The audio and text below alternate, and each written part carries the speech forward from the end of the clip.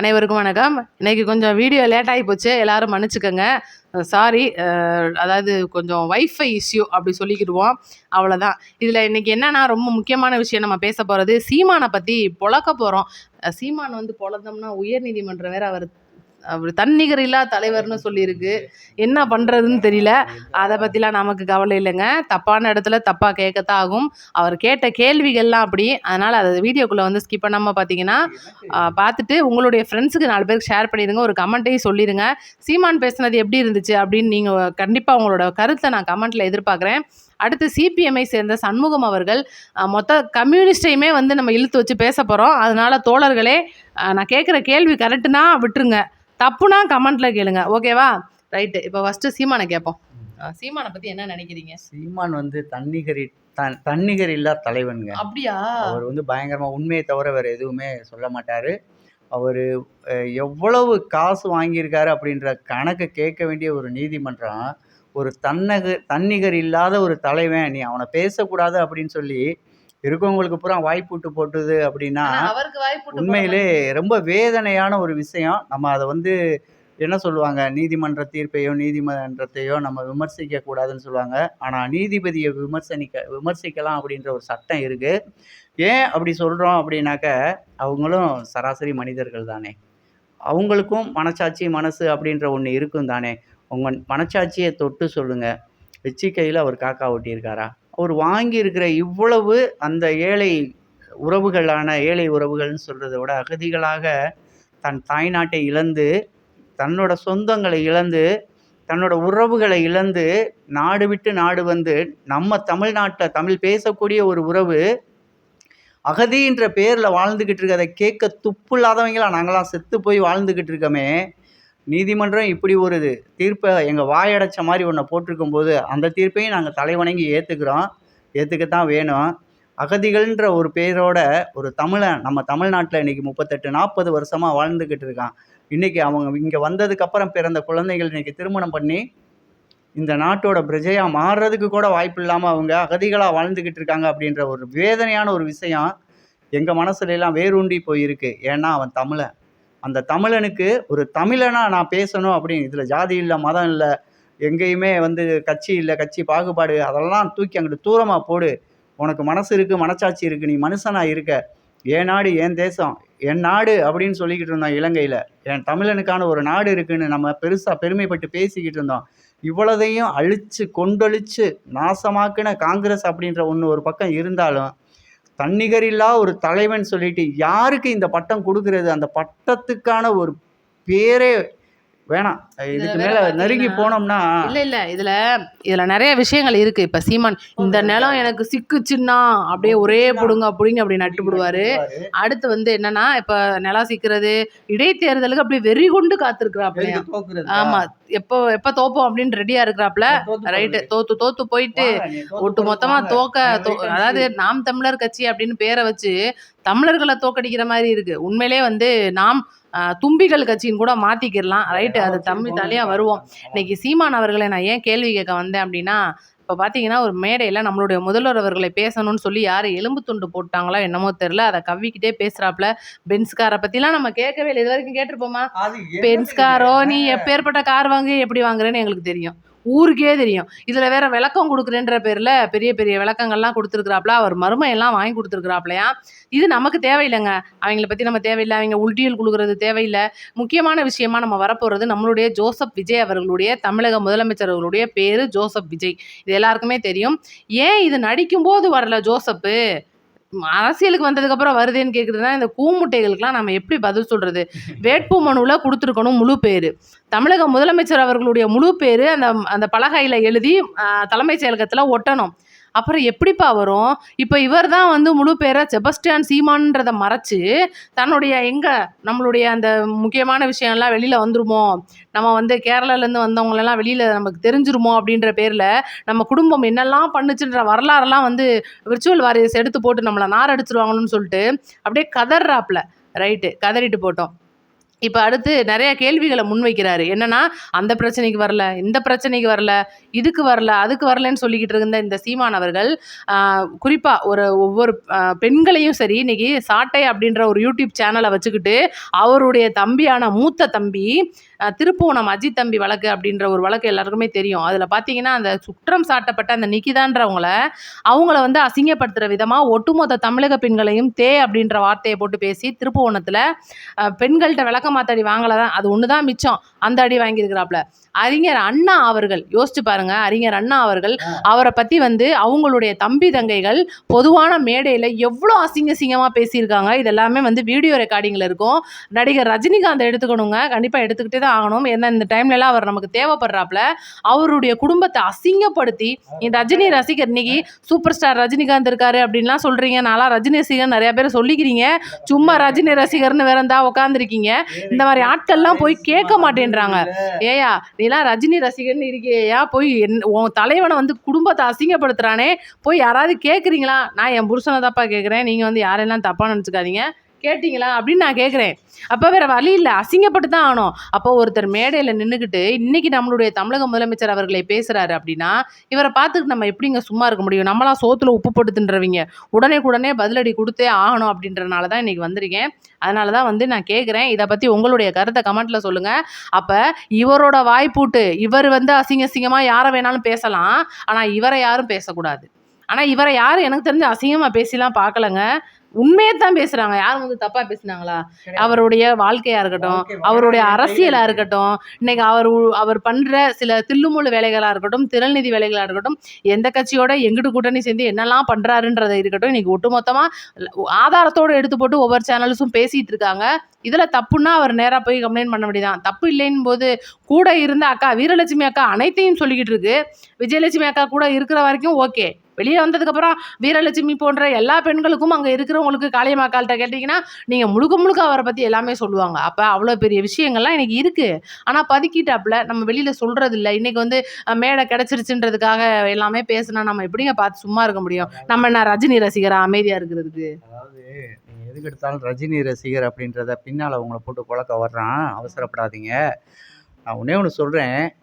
இவர் வாயை திறந்தா பொய்யன் அப்படிங்கிற ஒரு பேர் எடுத்துட்டார். இவர் என்ன சொன்னாலுமே பொய் பொய் பொய் ஒன்றே பொய், பொய்யை தவிர வேறில்லை, பொய் தவிர நான் எதுவும் பேச மாட்டேன் அப்படின்னு சொல்லி சத்தியம் பண்ணிட்டு மேடையில் ஏறுற ஒரு நபர். காலையில் ஒன்று பேசுவார், மதியம் ஒன்று பேசுவார், நைட்டு 8 மணிக்கு மேலே மேடையில் ஒரு பேசுவார்.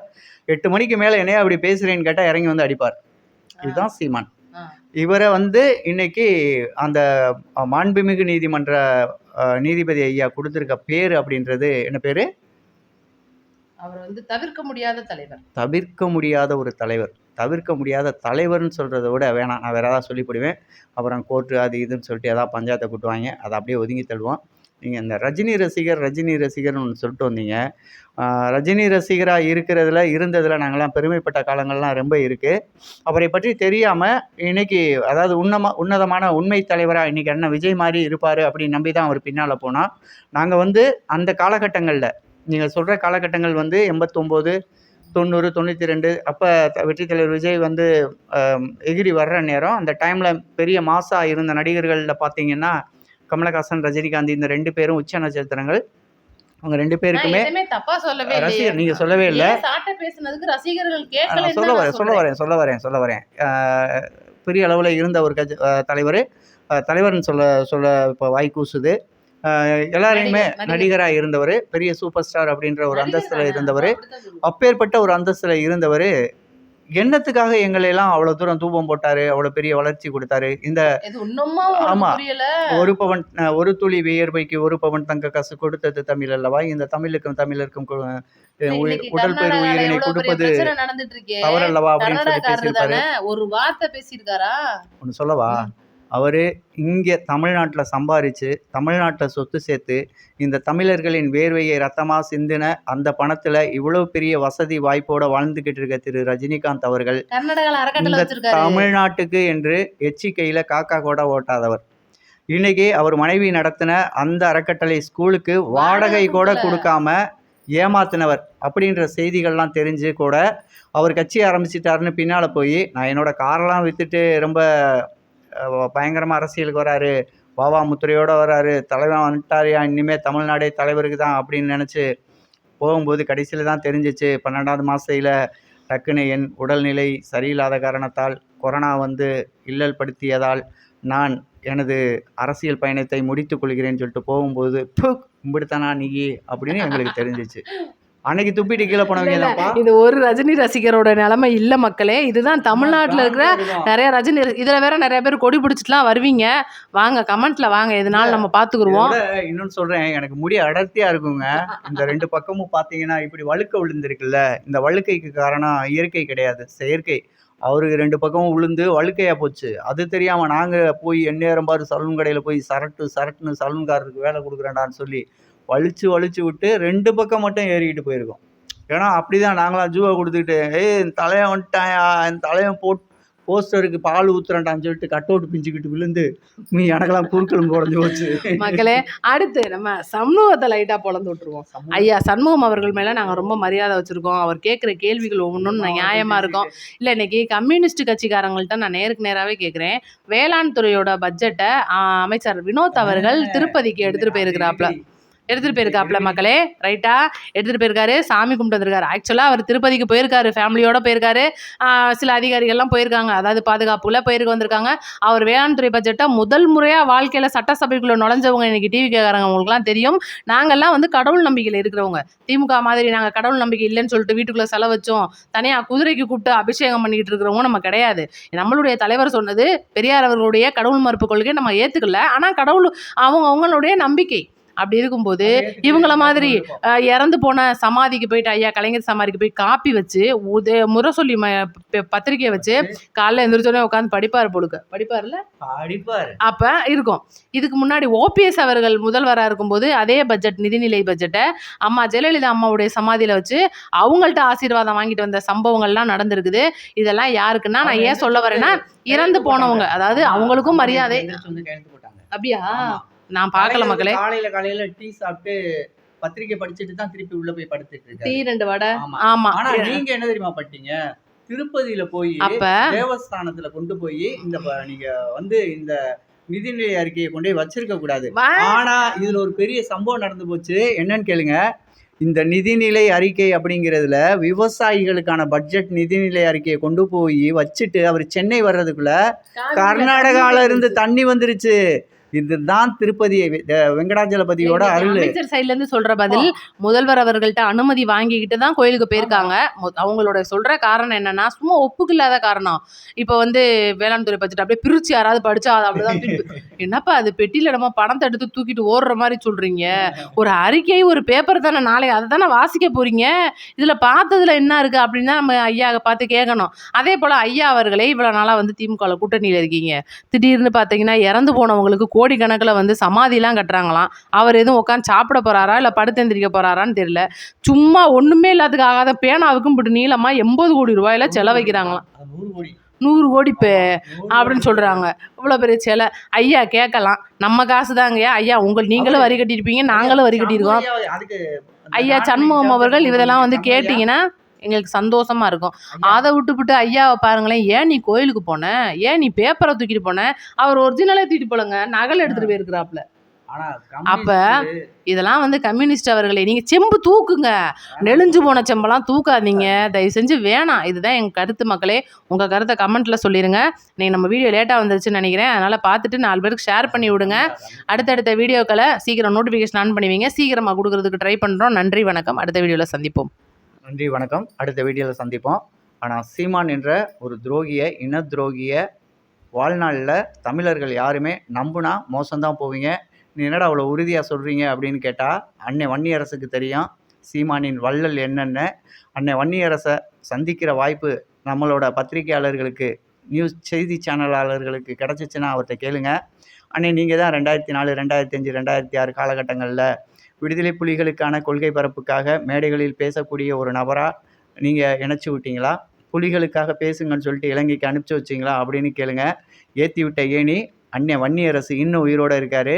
இவன் மாதிரி ஒரு துரோகியை நம்ம யாருமே பார்க்கவே முடியாது. இந்த துரோகியை நம்பின என்னை போன்ற வேண்டாம், இதுக்கு மேலே கிளறுனா கேவலமாக போயிடும். கட்சி ஒன்றுது இல்லை, கட்சி என் மச்சினை முத்துக்குமாரோடது. இந்த கட்சிக்கு சொந்தக்காரரு இறந்து போயிட்டாரு. அவரோட வேணாம் இதுக்குள்ளே போனால் இன்னும் நிறையா மேட்ரு கலர வேண்டியிருக்கும். அண்ணன் சீமான் அவர்களே, நீங்கள் உன்னதமானவரும் இல்லை, உத்தமமானவரும் இல்லை. தமிழ்நாட்டு மக்களுக்கு தெரியும் எங்கோ தவறு நடக்குது. தவறுகள் திருத்திக்கங்க. வெற்றி தலைவர் விஜய் அண்ணாவை பேசுகிறத நிறுத்திக்கங்க. மீண்டும் அடுத்த வீடியோவில் சந்திப்போம். நன்றி, வணக்கம்.